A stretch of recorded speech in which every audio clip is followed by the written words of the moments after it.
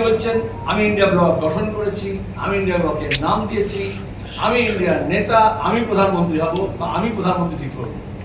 কিছু কিছু মিডিয়া তার সঙ্গে ধুয়ে তুলেছিল বাংলায়। আবার তিনি বললেন আমি নেই, ভাইপোকে বাঁচাতে হবে। এই শিক্ষক নিয়োগ দুর্নীতি, কয়লা পাচার, বিদেশে বান্ধবীদের অ্যাকাউন্টে টাকা পাঠানোর সব ডকুমেন্ট যখন আছে, কাকুর গলার সব পর্যন্ত যখন নেওয়া হয়েছে, সেই রিপোর্টটাকে একটু ডিলে করতে হবে। তিনি বললেন আমি নেই ইন্ডিয়া ব্লক। আমি প্রথম দিনই বলেছি, আপনারা জানেন, যখন ব্যাঙ্গালোরে বৈঠক হয়েছিল, সীতারাম ইয়েচুরি আর মমতা ব্যানার্জি একসঙ্গে কিরকম, আমি বলেছিলাম দেখো ট্রেনে অনেকেই ওঠে, কিন্তু ডেস্টিনেশন পর্যন্ত গন্তব্য পর্যন্ত সবাই যায় না।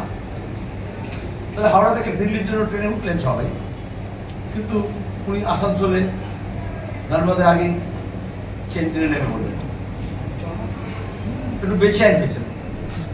এখন উনি বলেছিলেন কংগ্রেস 40টা বেশি আসন পাবে না, যেমন বিজেপি বলেছিল, মোদী বলেছিলেন 50টা, আর এখন বলছেন আমি ইন্ডিয়া ব্লকের সমর্থন করবো বাইরে থেকে।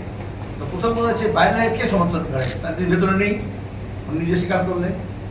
আপনি আপনার পরিবারের যদি সদস্য হন তাহলে আপনি বাইরের অতিথি নন। তো উনি নিজে সেলফ ডিক্লারেশন করলেন যে উনি ইন্ডিয়া ব্লকে নেই, অথচ বিজেপির হাওয়া পাতলা হয়েছে। এই জন্য এখন উনি বলছেন আমি ট্রেনে আবার উঠে পড়বো, ট্রেন তো এগিয়ে গেছে, তিনি ট্রেন থেকে নেমে পড়েছেন।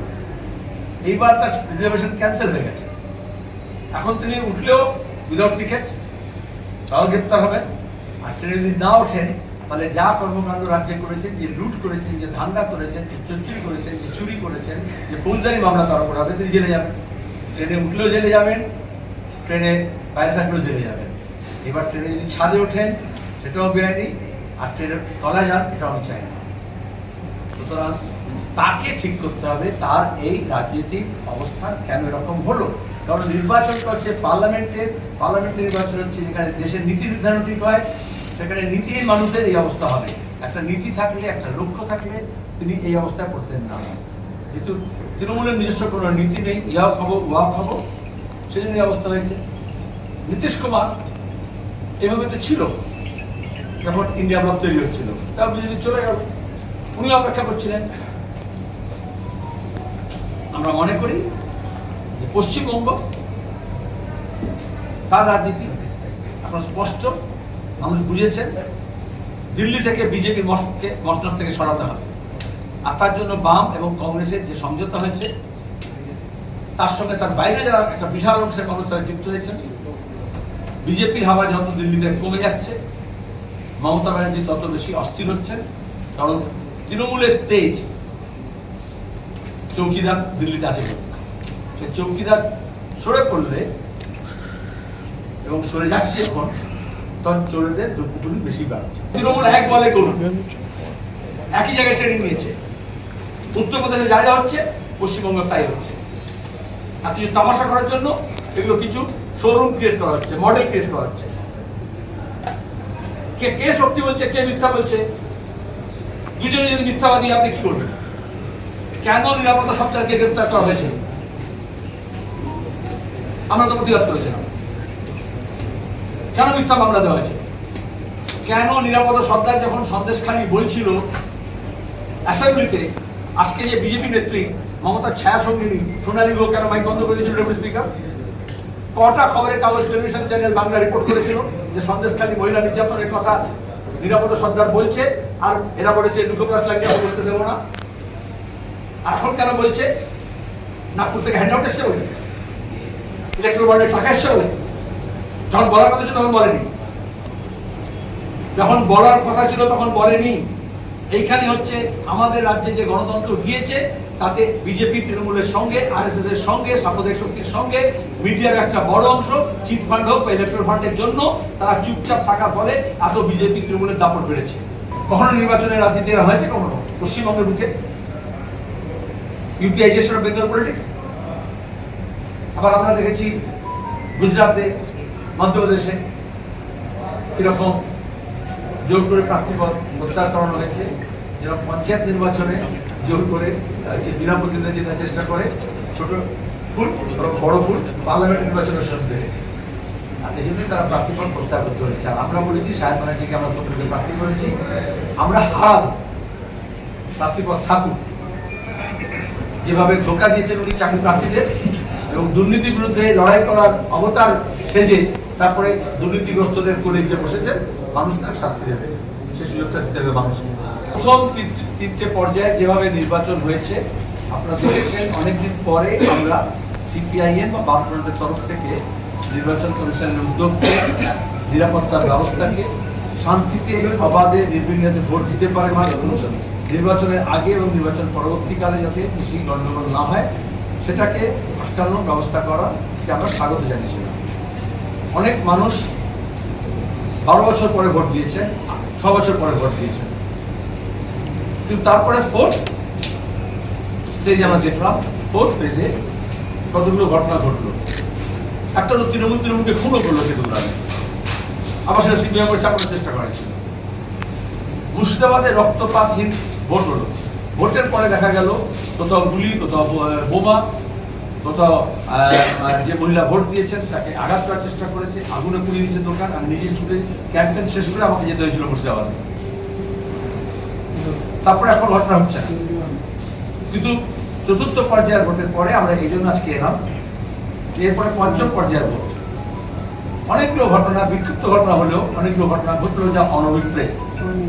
তৃণমূল মরিয়া হয়ে গিয়েছে, যার ফলে তারা আবার তাদের রাজ্য পুলিশের একটা অংশকে ব্যবহার করে, কোথাও কন্ট্রাকচুয়াল লেবারকে ব্যবহার করে, কোথাও নানান রকমের অ্যান্টি সোশ্যাল এলিমেন্টসকে ব্যবহার করে ওরা টিকে থাকার চেষ্টা করছে। মানুষের মন ওরা বুঝে গিয়েছে, সেজন্য ওরা এখন মানুষের শরীরের উপর দখল নিতে চাইছে, শারীরিক আক্রমণ করার চেষ্টা করছে, ক্যাম্পের আটকানোর চেষ্টা করছে। রাজ্য প্রশাসনের কাছে আমরা একই দাবি জানাবো, রাজ্য পুলিশের এর চেয়ে বেশি বদনাম তো হতে পারে না। একটা নির্বাচন প্রক্রিয়া বলা যাচ্ছে বুথের ধারে কাছে রাজ্য পুলিশ ঢুকবে না, অথচ তাদেরকে আমরা পুষছি টাকা পয়সা দিয়ে, ট্যাক্সের টাকা দিয়ে। তো সেটাকে শুধু ভিআইপি পাহারা দেওয়ার জন্য আর অভিষেকের বিল্ডিংয়ে ভিড় করার জন্য, মুখ্যমন্ত্রীকে পাহারা দেওয়ার জন্য আর কালীঘাটে থেকে ঢুকতে না পারে সেটাকে আটকানোর জন্য। কলকাতা শহরে, দক্ষিণ কলকাতা কেন্দ্রে কালীঘাট বালিপুর পুলিশ তারা ক্যাম্পেইন করতে দেবে না অপরাধী। তো তার চেয়ে তো ভালো মমতা ব্যানার্জি তার ভাইপোকে নিয়ে ফটো নিয়ে থাকুন, আর নাহলে আলিপুর জেলের মধ্যে থাকুন। সিভিল এনক্লেভে থাকবেন অথচ কোনো সিভিল অ্যারেঞ্জমেন্ট অ্যাক্টিভিটি হবে না, এটা কখনো হতে পারে? এটা গণতন্ত্র কি? নির্বাচনে মমতা ব্যানার্জি, তৃণমূল কংগ্রেস, বিজেপি জুজু দেখিয়ে ভোট দিয়েছে।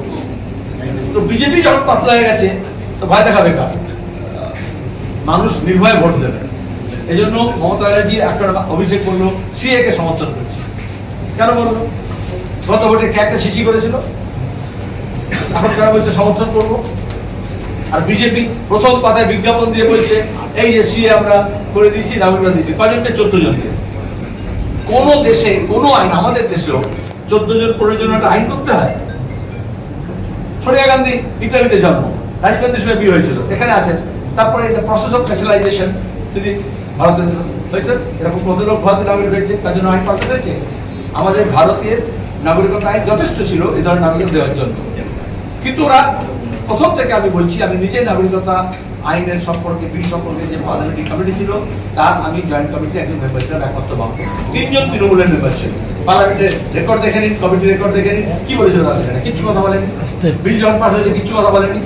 এখন দাঁড়িয়ে এই জন্য বলছি আমরা সমর্থন করছি, কারণ বিজেপি আবার চাইছে সিএ এনআরসি নিয়ে ভোট হোক, এই জন্য বিজ্ঞাপন দিয়েছে। তাই এরা বিজ্ঞাপন দেওয়ার আগে মমতা সিএ নিয়ে বললেন, অভিষেক নিয়ে বললো, কারণ ওদের কাছে কোনো ইস্যু নেই। কিন্তু বারবার ডিম ফেটে গেলে তাতে তা দিলেও আর বাচ্চা বেরোবে না, ফাটা ডিমে তা দিচ্ছে। মানুষ বুঝে গেছে 30,131 জন পশ্চিম পাকিস্তান এবং আফগানিস্তান থেকে যারা এসেছিল তাদের নাগরিকতার দরকার আছে, আমরা সমর্থন করেছিলাম।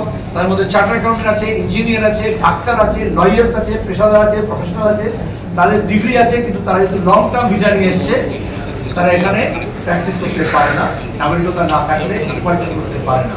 এই জন্য তাদের নাগরিকতা দেওয়ার দরকার ছিল, সেটা দেওয়া হচ্ছে। তাহলে 14 জনকে কেন দিয়েছে? 30,000 দেয়নি কেন? 5 বছরে 14 জন কেন? তাই তো 10-15 বছর ধরে আবেদন করে আছে। তো সিএ রুল সংশোধন করার পরে পশ্চিমবঙ্গ থেকে একজনও কেউ আবেদন করেনি। তাহলে এটা পূর্ববঙ্গ থেকে আসা, বাংলাদেশ থেকে আসা, আসাম, ত্রিপুরা, পশ্চিমবঙ্গ, ঝাড়খণ্ড, বিহারের ব্যাপার নয়। কিন্তু স্পষ্ট হয়ে গেল ওদের যে মিথ্যাচার, সেটা স্পষ্ট হয়ে গেছে। ততক্ষণ উনি একরকম ছিলেন, আর এখন নরেন্দ্র মোদী কোনোভাবেই বিজেপি 240 বাচ্চাদের কবে থাকবে এটা এবং নরেন্দ্র মোদী নিজে বুঝে গেছে, সেই সিগন্যাল মমতা ব্যানার্জির কথার মধ্যেই আছে। এখন উনি ইন্ডিয়া ইন্ডিয়া করে বেড়াচ্ছেন, এতদিন করেননি, এবং তাতেও প্রথম দিনে বলেও দিলেন সিগন্যাল দেওয়ার জন্য আমি কিন্তু বাইরে থেকে সমর্থন আছি। পরের দিন বলে দিলেন আমি নেতৃত্বে আছি। আরে নেতৃত্বে যে আনবে না কে? দুটো জাতীয় দল, ওনার একমাত্র যদি কিছু যোগাযোগ থাকে, ক্ষমতা থাকে, শক্তি থাকে, দ্যাট ইজ ওয়েস্ট বেঙ্গল। দুটো জাতীয় দল কংগ্রেস এবং সিপিআইএম, তাদের সঙ্গে উনি নেই, অথচ উনি ইন্ডিয়াতে আছেন, পশ্চিমবঙ্গ ছাড়া কোথাও উনি নেই। ফালতু কথা বলার কোনো মানে আছে? দেশ পল্টুরাম দেখেছে, এখন দেশ পাল্টিবাজকে দেখছে। গোটা দেশের জাতীয় রাজনৈতিক দল কেউ বিশ্বাস করে জমিগুলো কেড়ে নিয়েছে বিএলআর অফিসে দুর্নীতি করে, পুলিশের সহায়তা নিয়ে। সেই লড়াইকে এরা কনভার্ট করতে চাইছে নারী নির্যাতন, ধর্ষণ।